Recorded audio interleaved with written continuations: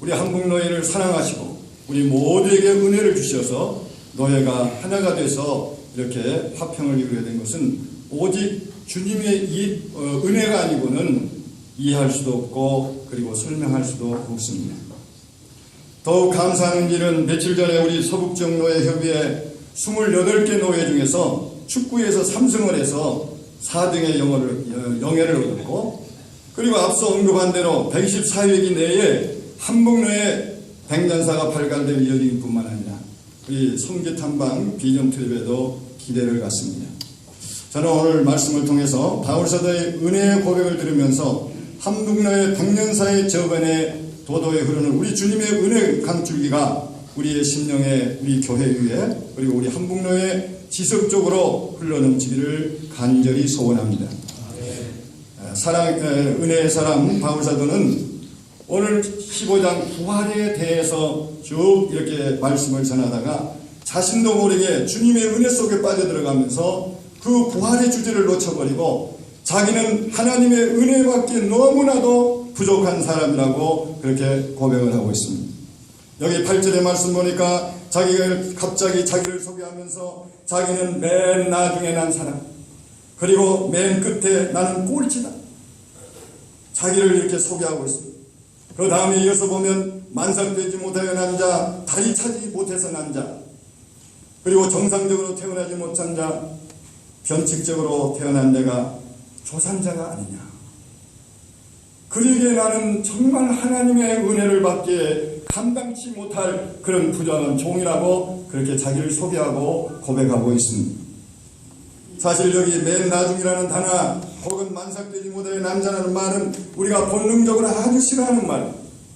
우리 가운데 가끔 그럽니다. 누가 나를 꼴찌라고 한다든지, 그리고 저 사람 좀 모자란다고 하면 우리는 본능적으로 거부 반응이 일어나기 시작합니다.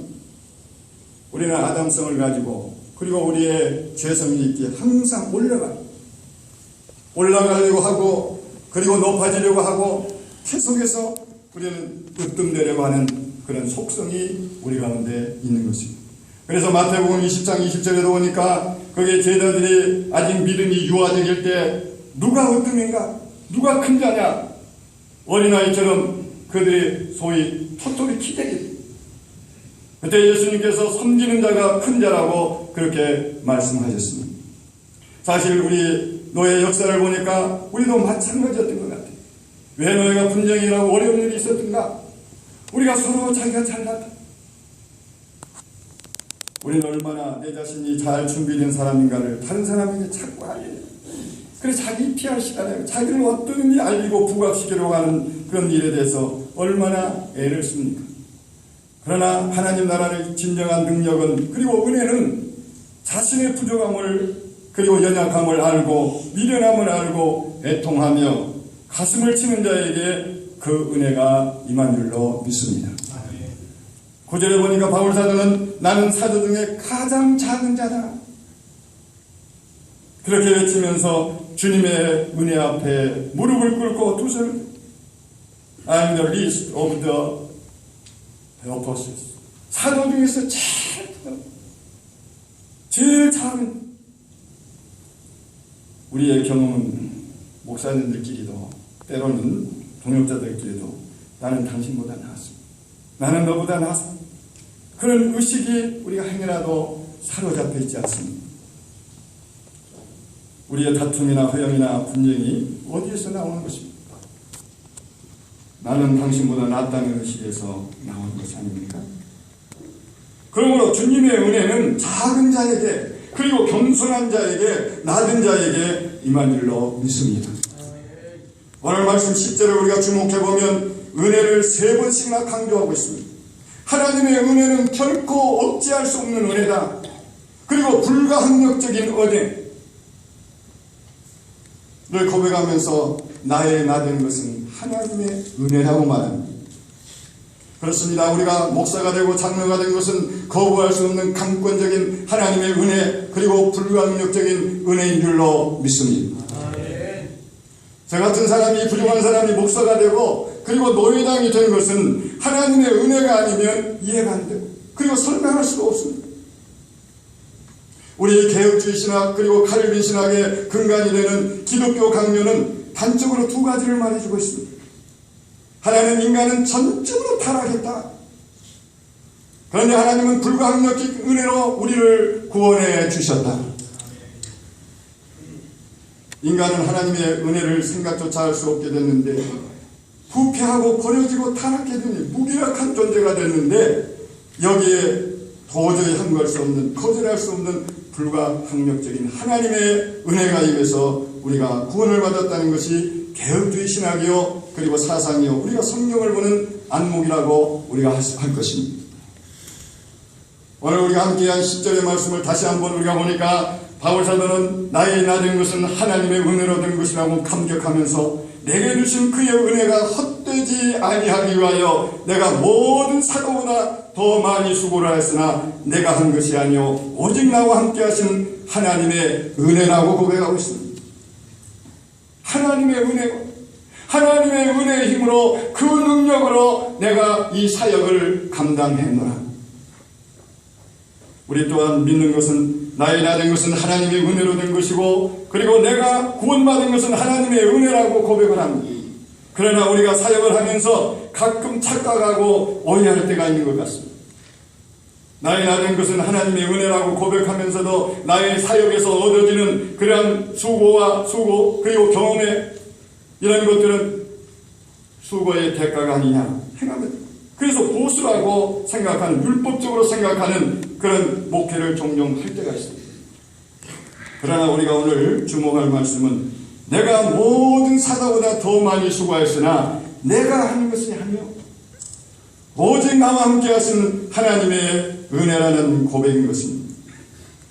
고린도후서 11장 23절의 말씀을 보니까 바울사도가 당한 고난과 그리고 환난과 그 수고를 이렇게 말씀하고 있습니다.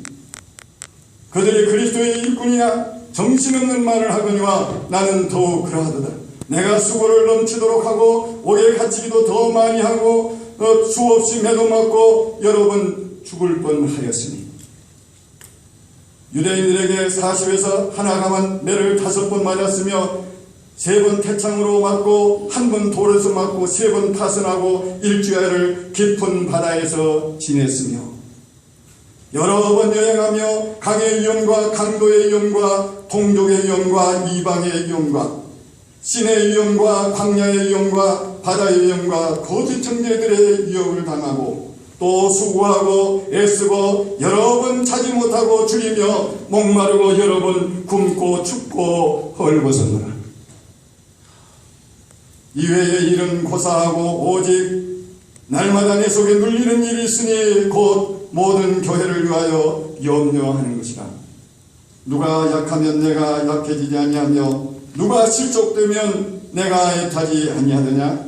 내가 부득불 자랑하니 내가 약한 것을 자랑하리라. 주 예수의 아버지 영원히 찬송할 하나님이 내게 거짓말을 아니하시느니라. 그러니까 바울사도는 그리스도를 위해서 다른 사도보다 많은 수고를 했다. 그리고 더 많은 일을 했다. 자기가 잘나서 그리고 자기가 똑똑해서 자기의 능력으로 한 것이 아니라 오직 하나님의 은혜의 힘으로 했다고 그는 고백합니다. 내가 아니라는 것입니다. 철저한 자기 부정. 내가 아니라. 내가 하는 것이 아니라 하나님의 은혜가 나를 그렇게 할 수 있도록 했다. 우리 중에도 바울사도처럼 다른 목사님보다 뿐만 아니라 다른 장로님보다 더 수고하고 더 많이 헌신하신 분들이 계실 것입니다. 그리고 교회를 위해서, 노회를 위해서 다른 목사님들보다 또 장로님들보다 더 큰 일을 한 분도 계실 것입니다. 그러나 이 모든 것이 오직 하나님의 은혜임을 고백하고 그리고 감사하고 오직 하나님께만 영광을 돌리시기를 주의 이름으로 부탁합니다. 이것이 자신의 공로가 되지 않기를 바랍니다.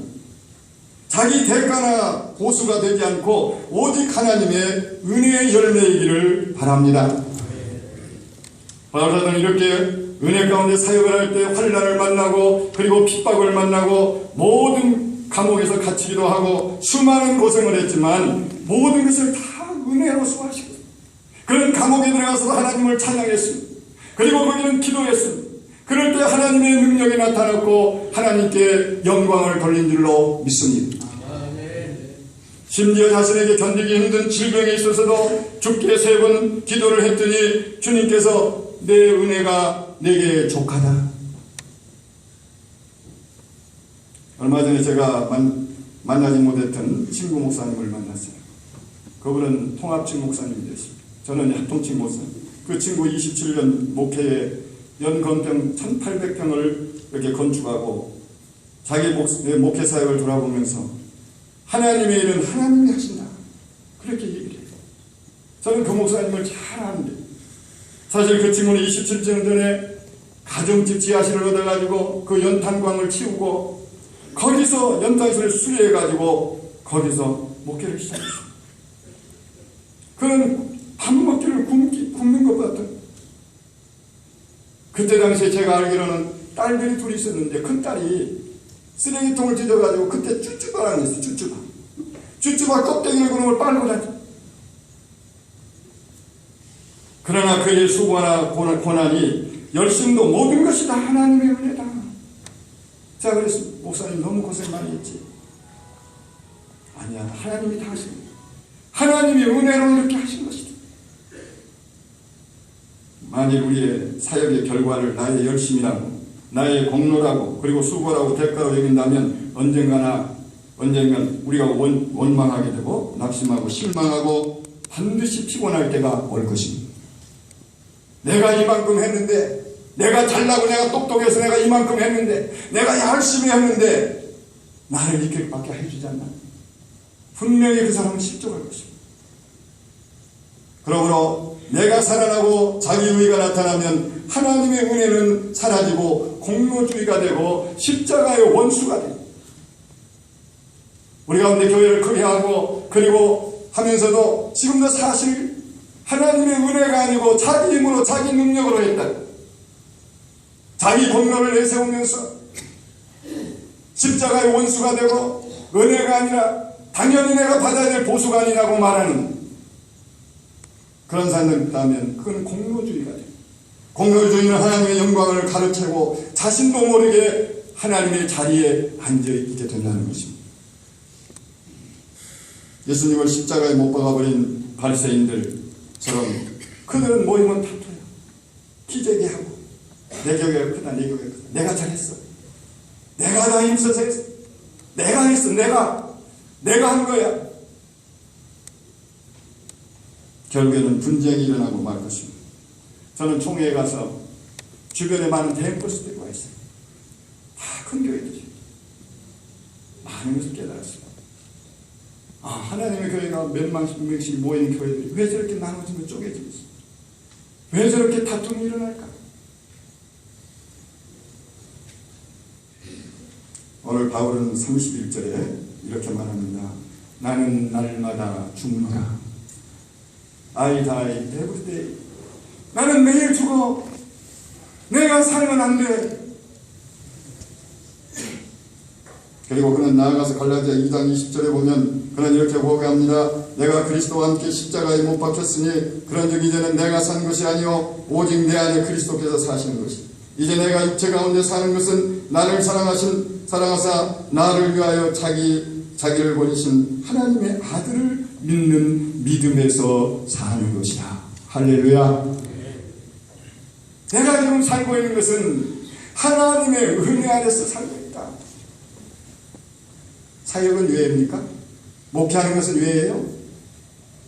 모든 것은 하나님의 은혜인 줄로 믿습니다. 내가 죽으면 주님이 내 안에 살고 역사하고 주님의 은혜가 나타납니다. 교회를 사랑하시고 노예를 사랑하신 목사님, 장로님 여러분, 하나님의 은혜가 우리의 생명줄이 됩니다. 그리고 우리의 사역의 에너지가 되어서 은혜의 힘으로 직분을 감당하고 교회를 섬기는 목사님들, 장로님들 되시기를 주의 이름으로 부탁합니다. 교회를 위해, 노예를 위해 더 많이 힘쓰고 그리고 더 많이 애쓰고 다른 사람보다 더 열심히 노력하고 다른 사람보다 더 많은 고난을 당하고 교회를 위해서 노예를 위하여 큰 일을 했다 할지라도 내가 한 것이 아니요, 내가 한 것이 아니요, 오직 하나님의 은혜로 이렇게 고백합니다. 하나님께만 영광을 돌리시기 바랍니다. 아들을 아끼게 아니하시고 우리 모두에게 내어주신 주님의 은혜의 강물이 바울 사도의 가슴에 그리고 우리의 사역에 불가항력적으로 역사했던 거죠. 이제 새롭게 우리가 선교 100년을 향해서 도전하는 우리 한국노예와 한국노예를 섬기는 모든 지교회 위에 또 오늘 회의를 하는 모든 회의문 중에도 계속해서 주님의 은혜가 흘러넘치기를 주의 이름으로 축원합니다. 기도하겠습니다. 하나님 아버지,